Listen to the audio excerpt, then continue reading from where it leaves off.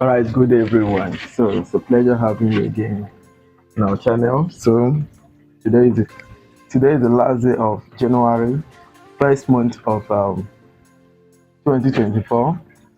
And for those of you who have been following us actively, yesterday we show you this fish when they were 1 day old. As of yesterday, they were not really as active as these. They were lying down on the floor for those who can see them. But you can see the metamorphosis is very, very fast. You can see the way they are swimming everywhere, very, very active. Can you see? So I want to teach you how to manage them on day 2, the basic things that we are doing, because I have a lot of my students that are actually following our day-to-day activities, trying to replicate what we are doing. Some of them have been able to give them a hatchery design, and they want to actually ensure that they have good success.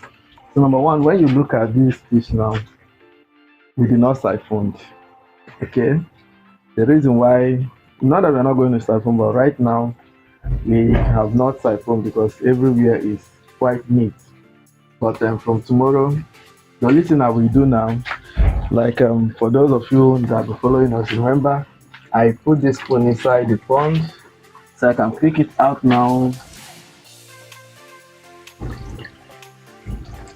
because the fish have hatched out. This was the spoon I used in spraying the egg. They were actually 2, so we'll have some eggs that stick on it, so I have to allow them to hatch out.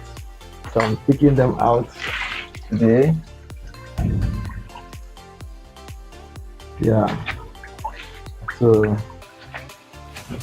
now I can replace them where they normally sit. So what are the basic things expected to do today? The most important thing is to ensure that you are running your flow through.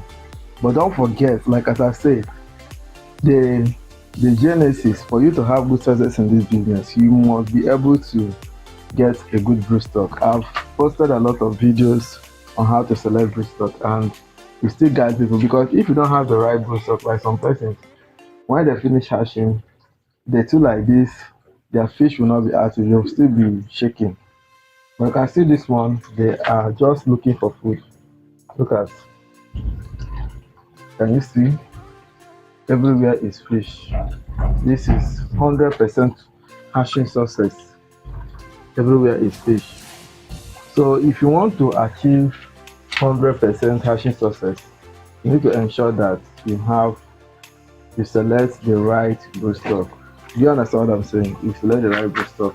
And if you have not done this business before, or you are still battling on how to have good success from the onset, like as I said, try to register for a mentorship plan or look for anyone that have good experience to guide you. Okay, so part of what to do, like we have screaming nets. I think I'm not coming. Let me show you what I'm talking about. So you see this net. So we have screaming nets that we use for the outlet, and this particular net will not allow the hatch fish to go out, but it will allow micro debris to pass through. And we have a control. We have a control where we normally check.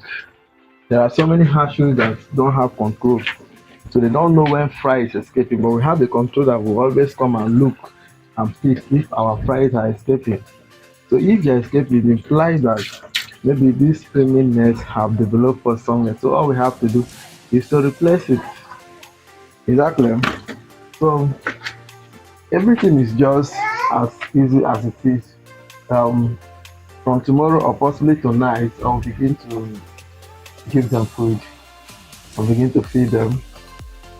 So they are really massive, and we give God all the glory. Everywhere is actually fish. Everywhere is fish. So do you have any question to ask? If you have any question, you can drop a question on your comment section. I'm trying to reason what you could be thinking to do on the second day. So okay, all right, thank you, we love you. and we expect you to do your own hashing and send your result to us. Wow, it's lovely. It's lovely. All right, thank you guys.